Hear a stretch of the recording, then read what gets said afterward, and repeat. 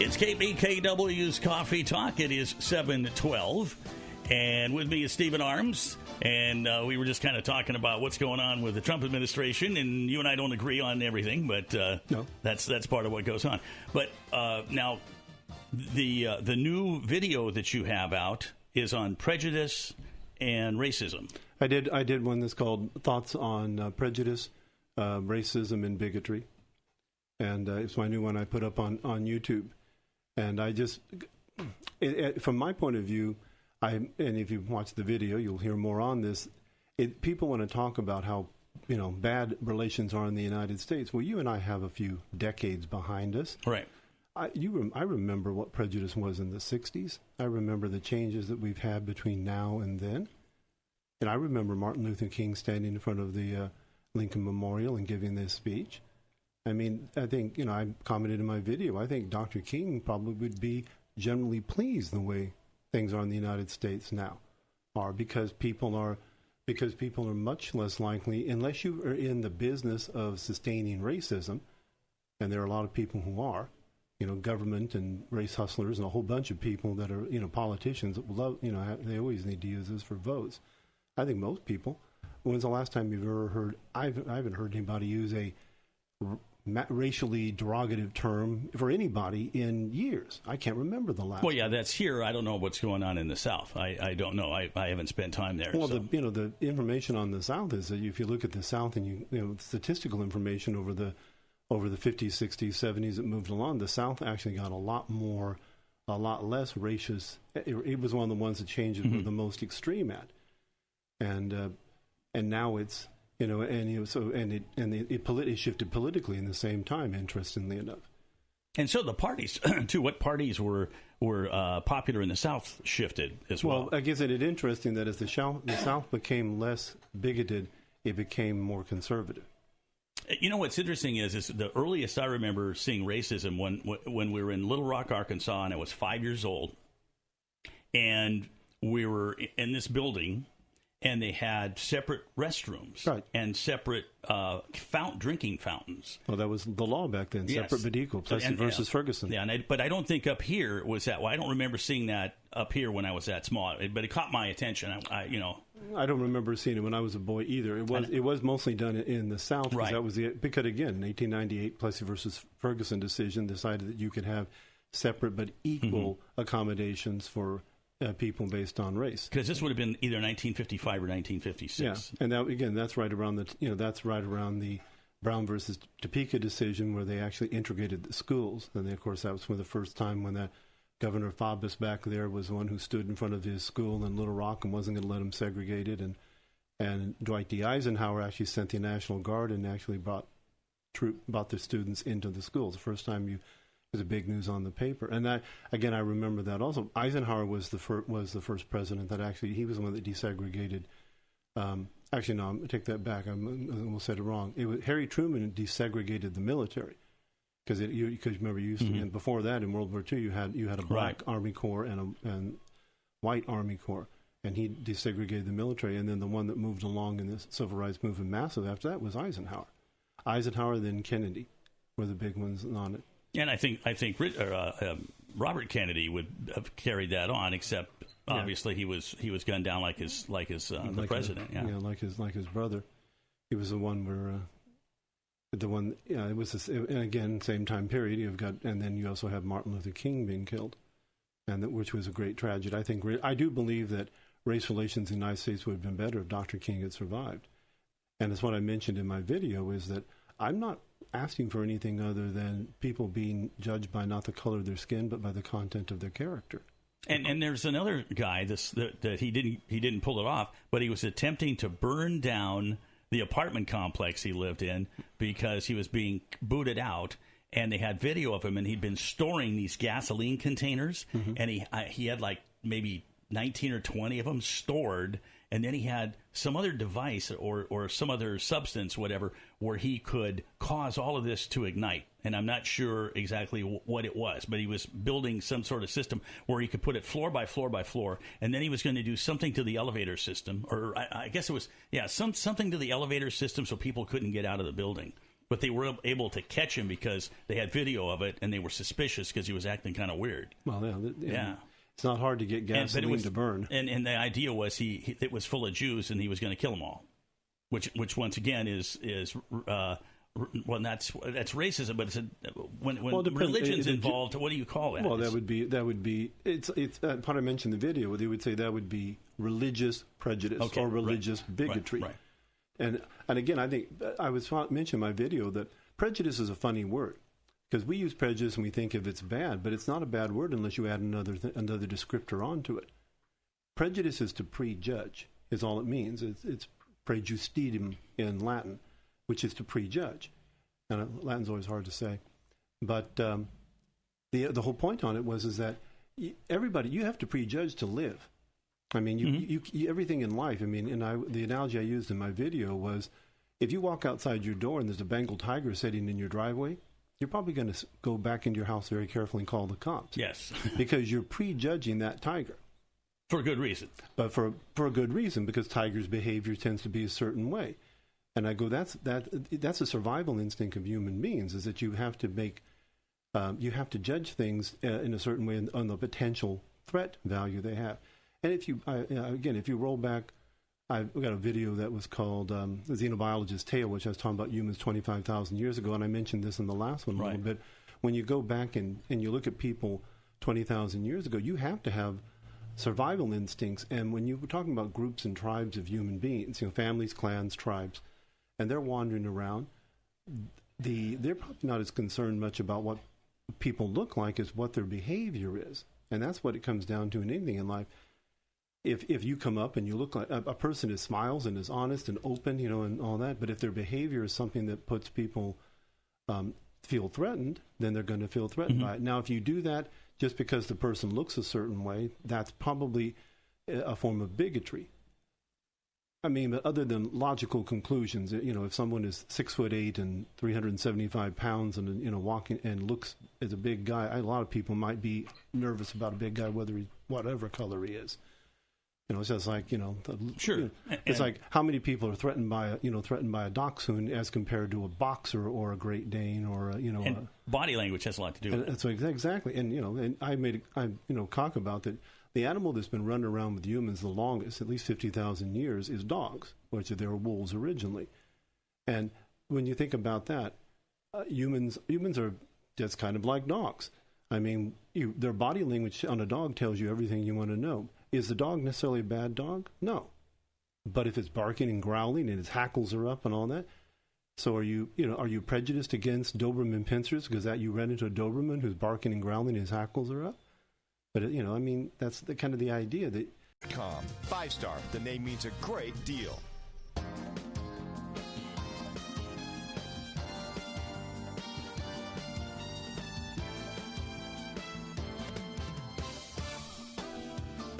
It's KBKW's Coffee Talk. 7:22 is the time, and we're going to get rain all weekend long. And then Monday, Tuesday, Wednesday, and Thursday, we go back to some sunshine and temperatures in the mid to upper 60s. During the day, during the rain, we'll be in the mid 60s. But when you look at what's going on in the eastern part of the country right now, it's insane. I have never seen, because I've watched a lot of television, especially recently when they go out and they're in the middle of the drenching rain and they're reporting and stuff. And then you see, like, here they have to find water, so they're standing in a puddle in Westport. Oh, yeah, here it is. But these guys are getting, I saw two of the people that were on the air today get blown off their feet or against objects. One, and I don't know why he didn't use a wireless. He was using a corded mic, and it was blowing the cord around so much, and he wasn't holding it maybe like he should have, and it came apart. And so suddenly you see him running off out of the camera range, and then he runs back, and the rain's coming down so hard it almost looks like he's on the other side of a waterfall, because it's coming in so strong. 4.1 inches of rain was falling an hour at that particular time. And I've never seen reporters that had to deal with that much on screen before, ever. It was if it wasn't so tragic knowing the flooding that's going to occur, it was kind of funny in its own sort of way. It is kind of funny, but I always wonder who you must have made angry to get that job, to stand out there in the middle of a darn hurricane, and I look at these poor guys. But the only good news about it, it's moved down to a Category 1, right? Which means structural damage is going to be no, but it's also moving really slow, which means, oddly enough, you're going to get less problems on the coast than you probably do inland. Yeah, it's moving at 4 miles an hour. Yeah, and that's pretty slow for. Yeah, you can walk that fast. I know. Well, it's sped up. It was actually like at 1 or 2 miles an hour at one point when it was over the ocean, and they were saying, "Boy, this because the longer it hangs out, of course, the more water it's going to drop." And oddly enough, as you move inland on the Carolinas, you're going to end up with a lot of flooding in the cities. Yeah, well, especially up in the mountainous areas of North Carolina, and it's all going to come down because I think that not the Smoky Mountains, isn't it? The Smoky Mountains is part of the Appalachian chain. Right. There, they're a really old mountain range. Yeah, because we spent time in Asheville, and there was another place where my brother-in-law lived, but Asheville was one of the areas we went. And then there up in the Smoky Mountains, there's a lot of tourist areas up there that we visited when we were there. Yeah, it's like I said. I'm glad that it's not going to be the damaging it is. We just had in the last few years we've had a lot of ill luck, but about hurricanes and disasters. But then on the other hand, when you look back statistically over time and everything, I mean, it could have been worse. 1930s, 1940s hurricane seasons were much worse than we were having. Well, now. And people didn't know they were coming. Well, they did back then, but if you go back, say, into the 1800s, right, they wouldn't have a clue. No, well, yeah, but you don't get a lot of responses and stuff when you get back that old. I mean, people knew they just assumed they'd happen every year. Do they? Because you're a historian, you've studied history. Do they ever show what the death toll was back in those days when you get hit by a hurricane and nobody saw it coming? You could get a death toll. I mean, obviously, because census data are taken and things like that. But they will. But you didn't have any centralized organization, so you'd have to count, you'd have to go areas to areas and say local papers and local things would have to make decisions. I mean, remember even reactions of the states and like that. I mean, it wasn't like if a hurricane came through, it wasn't assumed the state was going to pay for it.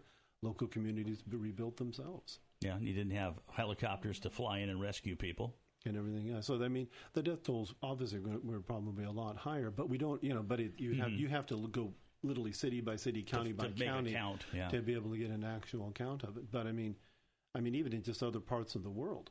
I mean, you technological differences. Think of an earthquake happens in Jakarta, or compared to an earthquake happens in the United States, and the death toll in the United States it's 5. The death toll in Jakarta is 250, or something, because different structures and just not the things in place because of technology. Technology, we've done a tremendous amount as far as saving and maintaining human life. So I mean, I give full credit to the organizations that handle that.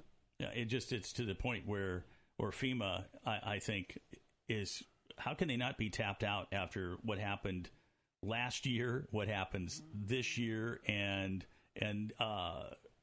it's like and then the fires, the wildfires. Oh yeah, I mean this has got to be costing billions or millions to billions of dollars, and it seems like it's a continuing cycle. It just keeps going and going and going. So, I mean, it's not any. I mean, we had fires in California 20 years ago, and I was living there. The fires issues are a weird one in that because, I mean, obviously you get dry. And I lived in California. I mean, you drive up into the the hills, even the hills out of Fresno where I lived, and there's a beautiful shade of dead grass, as far as the eye could see. All you have is that horrible light brown color. Yeah, Eastern Washington was like that where we lived. I mean, if you just, if you think about it, if any type of spark, and you're gonna have acres and acres.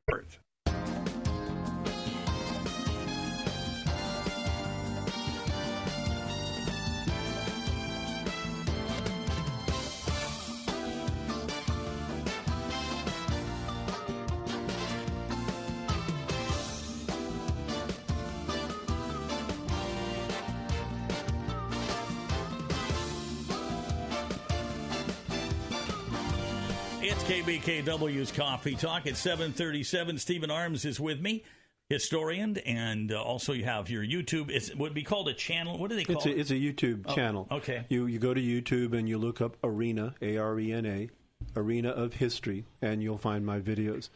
I had a friend recently who was bugging me about that, who lives in the Midwest, so I had to give the information to her family. And you'll find my videos. And like I said, the last one I did is the one dealing with, we're talking about prejudice and bigotry and racism. And I try to get them out once a week. Sometimes I get lazy, but generally I get them out once a week. And then, of course, I also do articles for the Senior Sunset Times. And I have one on there's one in the current one coming out dealing with, I talked about it on air last time I was here about some of the misconceptions of the Constitution. And I did an article on it for the paper there.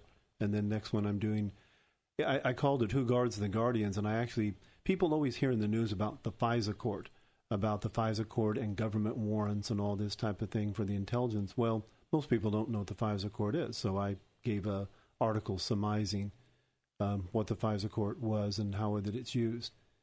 And the one big fact that I think that people, I shouldn't ruin my own article, that people should know about the FISA court is that, well, there's two things. One is whenever a warrant is put before the FISA court by our intelligence community, there is no opposition information put at all. The government is required, what they call pro diem, to give all the pertinent information because there's no voice against it, and there obviously should be, because most courts have an antagonistic system. You have, prosecution and a defense. And that's one that's a big issue with it, because if the government chooses not to give you all the information, the court just takes what it has and makes a warrant. The other part of it is that since the FISA court's been around for over 30 years, it has issued, I'm trying to remember the exact number on it. It's over 14,000, no, almost 24,000 warrants have been issued in the time it's been around in 30 years. Okay, it's only denied like about 12. Okay, so you're kind of guilty before you're proven guilty. Well, I mean, I commented in the article, a rubber stamp is not that effective. If you take a rubber stamp and stamp it, 14,000 times, it's not going to make a copy that many accurate times. It will wear out. This court is just literally giving warrants. So if it's only been around 30 years, then what was there before, and why was the FISA court? Why did it come up? Well, if you want to talk about the FISA court, it's you had it originally. Remember, this all had to come in from the concept of wiretapping. Most of this came into existence around the time when you're dealing with after Watergate, and the idea the government had to create a regulation that would hand it. The FISA court originally came into existence in 1978, and it's Foreign Intelligence Surveillance Court is what it stands for, and this is the one that the federal government goes to get warrants to do investigations, and the FISA dealing with foreign policy, and you had programs before that dealt with national issues. Because wiretapping, an issue. It's an old expression now. People go wiretapping, but we also used to have corded phones, and that was how you got information from people. Yeah. And what happened in the FISA court is it's plodded along and done a pretty good job. But once it got to after 9/11, we had the Patriot Act. Right. And I have some serious issues with the Patriot Act. Well, I'm sure so does the Chancellor of Germany, where we were listening to her telephone calls. Again, and that would have been done with the FISA warrant. It's what they'd have done because they'd have been considered foreign nationals. But the problem with that is if you are talking to a foreign national, you're an international business leader, or you're a congressman or a senator, you can be picked up in those too. And the information is supposed to be blocked, but then the problem is that it gets leaked. And there are people who can have it unmasked, and the people who get it unmasked are almost anybody, and the government has a reasonable security clearance. And that's a whole another matter. But that was my answer. I don't want to give away too much on it, but right. But yeah, the FISA court is something that needs to be looked at because it's not helping our privacy and our defending our rights. And it wasn't that the precursor to Homeland Security in a sense? Well, Homeland Security came into existence because they realized that we had one of the problem thing 9/11 told us is that the CIA, the FBI, the NSA, all these other organizations all worked doing their jobs, but they didn't really communicate with each other. And now they do. And now they're communicating with each other more. In some ways, that's a lot better because now you can coordinate the information. Mm-hmm. The only problem with that is that if you got to worry about bad apples because if you have bad apples and 3 or 4 of them, then they're all now working together. I mean, there's always good and bad in anything. Now, wasn't that the problem where they had where these guys were taking lessons to fly an airplane, but not to take off and land it? Yeah, that was the one. Again, now that would be caught because it's so that there's enough red flags in it. And I need a little be specific on this. The intelligence community, I think, does an excellent job. But there's always a balance between your rights as a citizen of the United States. I don't like the idea that the government has the ability to have almost unlimited surveillance of us, because we do have protections, the Fourth Amendment of the Constitution, the right of people to secure their persons and papers, houses from unreasonable search and seizure. Oh, we got a listener on the line, so let's go to our listener line. And by the way, that's 360-533-5259. Hi, you're on the air. Hi, I watched some hearings on this issue you're talking with the FISA, but isn't it true that it has to go to court, any kind of information that comes from that the Intelligence Committee has to go to the court to get approval to take any action? Well, they do. To get a warrant, they have to, but they do not have to have any opposition to it. They come to the court and they say, We want a warrant to do this and such person because this and such reasons, and they're required by the way it's designed to say that it's called it's pro diem. It's the idea that they have to give them all pertinent information in this, and the problem with that is that without someone to say, what about the civil rights of the individual? What about the other things? That it's not really well balanced. And the problem, you're right, they do, but when you're talking about the levels of warrants being issued versus warrants being denied being 0.03%, that's no other law enforcement agency can get that level of warrant approval. Mm-hmm. It just seemed like you're talking about the balance. The balance is the issue, isn't it? How much? That's why you need a good attorney. Well, again, the balance in terms of safety of we Americans on some things versus how much privacy we allow to go. Isn't that what you're saying, that there is a balance? Well, there needs to be a balance, again, but I double checked my information here, and I went, it's 34,000 warrants and 12 that were denied. So, I mean, that's an incredible level. That's high, way too high. It's impossible for it to be that high and have any sort of balance at all. And there is no lawyers. And the only lawyers there are the ones saying, this is the information we want to give you. Now you need to give us a warrant for it. There's no one on the other side saying, what about the civil rights of the individual? Why are you no one? There's no contesting argument against it. But isn't the reason they do that because they want to be able to act quickly? But the justification of people who want to take away your rights is that I want to act quickly, too. Well, true. But I think because of the situation with 9/11 and all that, it kind of sent kind of panic in. Well, I agree. But I mean, do you really, what? Well, I don't like it. Yeah, I know. I don't. What are you willing to sacrifice? Go ahead. Were the warrants?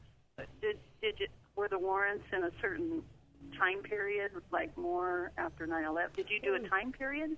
I do know that the information, if memory serves me, when I checked it, I think it was about it's dramatically more after in the last 17, 18 years.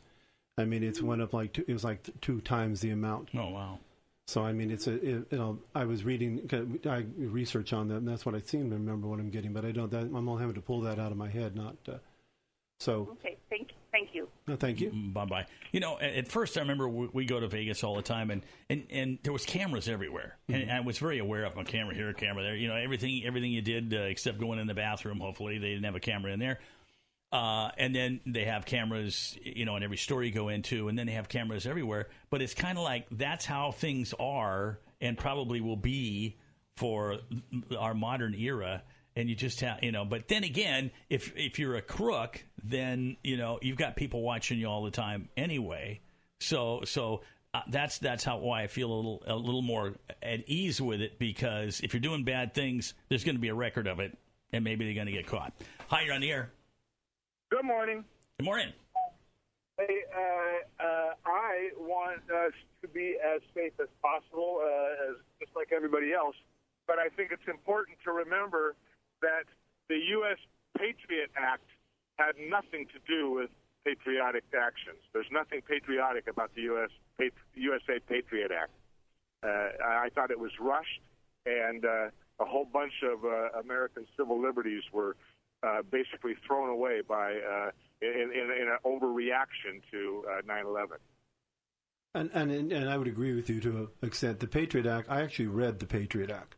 And that was no. I mean, one, it's written in legalese, and two, it's 200 pages long. Do you think they can ever back away from it? Or is I think there has been some, because there are court decisions that go against them. Okay. I do think one of the things that's going to probably change it, I think, is that there are people in Congress, some good ones, and again, that want to actually make changes in the FISA court.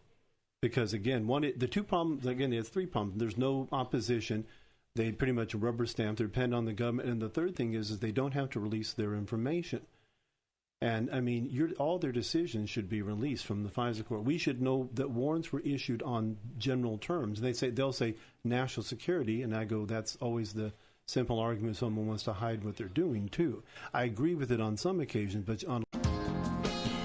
It's KBKW's Coffee Talk. 7:52 is the time. And now I got to check if we have a listener or not. I can't remember if I picked up the phone or not. Anybody there? Hi. Okay. I still am just slightly forgetful from that fentanol thing. Oh yeah, because you had the colonoscopy. Yeah. It was just barely now, but yesterday and then the day before it was. I was going around doing things twice and stuff like that. That's why you don't drive, when you're. And I'm going to resist making any appropriate jokes because we're on air. Well, have you ever had a colonoscopy yet? Oh no, I've had exams, but I haven't had a full. Oh, one okay. Yet.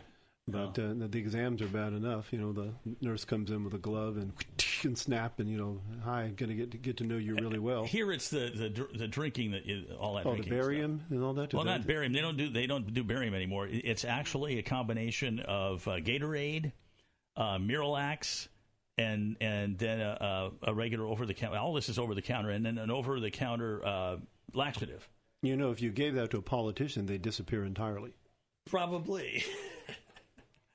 But it's whoa, but it's worth doing. Oh, it is. I agree.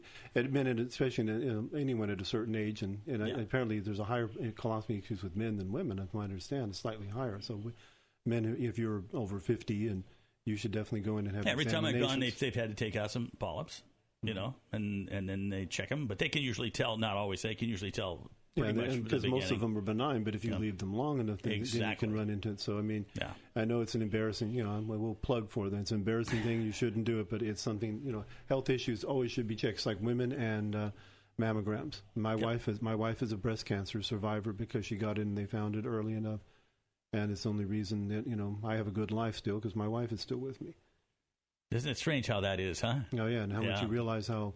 When there's no words you want to hear. The words you never want to hear from your spouse is, I have cancer. Right. Yeah. Because now, how long have you been married? 34 years. Okay. Yeah. We're going for 33 here in June. Yeah. 35 next time around. So 34 years.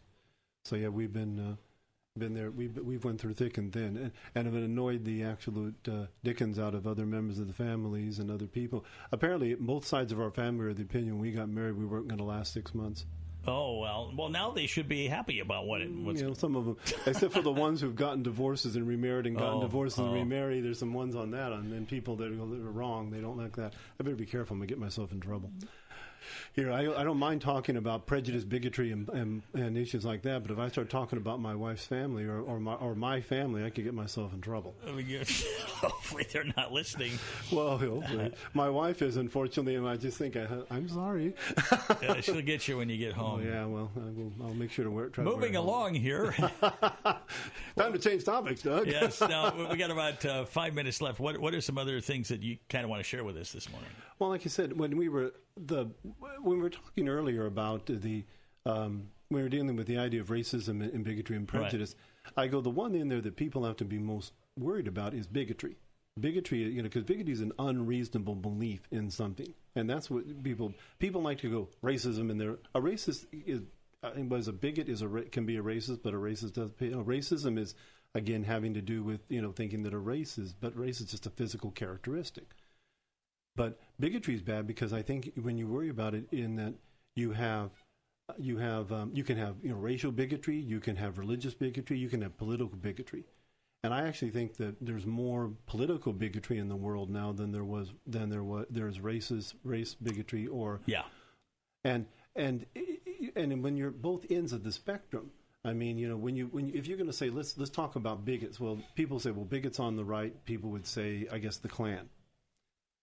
And then you go bigots on the left, okay, that would be Antifa, because they don't want you to anybody what is the Klan? The Klan the Klan has its point of view. It doesn't want to argue with it. It has people that he thinks that need to be listened to. Yeah, but then they hide under sheets. Well, and Antifa hides under black little ninja masks and runs around. Yeah. So I mean, what's the difference? I thought it was funny. Sometimes Antifa in the South has gotten in trouble because the Klan laws make them so they can't wear their little masks, and they don't wear their masks. They tend not to. Their protests break up almost immediately. Well, sure, because then you can see who they are. You can see who they are, and they can be identified and arrested and all the things that go along with that. But it doesn't. I mean, the problem with it, like I said, I think it's funny when you look at the ideas of political bigotry. I mean, they may have walked in two directions, may have one step left, one step right, but all they do is come back into the same spot. They both want big government. They both want to restrict speech. They don't want to have anybody challenge their beliefs because they can't. I think the easiest way to realize how foolish anybody in the more extreme bigotry range, just listen to them. Rest assured, they will make a fool of themselves. I almost added an adjective in there. I stopped myself. They will make a fool of themselves. I don't, like I said, that's why I'm a big proponent of freedom of speech. I mean, the concept of hate speech, I think, is a silly idea because speech is just speech. If you don't like what you cannot incite violence, you cannot incite crime. There are a lot of things you can't do. There are some restrictions on speech, but disagreeing with someone does not mean that you're immediately attacking them. I mean, that's into the next time. Maybe we should talk about identity politics. I think that'd be a good one to talk about the idea of what we do in this country about that, because that's one of the big issues we get with a lot of that wants to impede our speech. And if you don't have freedom of speech, you don't have a country. You don't have the. If you wish to join the quest for knowledge, the battle for truth, please hit the like button, recommend my channel to others, and of course, subscribe. Thank you kindly.